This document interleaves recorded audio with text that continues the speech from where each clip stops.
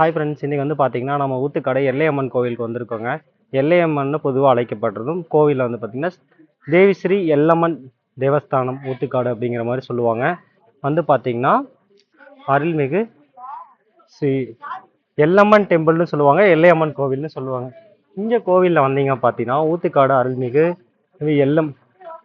எல்லையம்மன் தேவஸ்தானம். இங்கே வந்து முடிக்காணிக்கை செலுத்துறது கூட இருக்குங்க. பக்தர்கள் வந்து வெளியிருந்து வந்து முடி காணிக்கைகள்லாம் செலுத்துவாங்க. மொட்டை அடிக்கிறது, அது மட்டும் இல்லாமல் பார்த்தீங்கன்னா நவீன ரெஸ்ட் ரூம்ஸ் எல்லாமே வந்து பக்கத்தில் இருக்குங்க.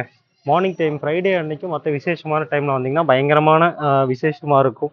பூக்கடையிலேருந்து எல்லா கடையுமே பக்கத்தில் இருக்குங்க.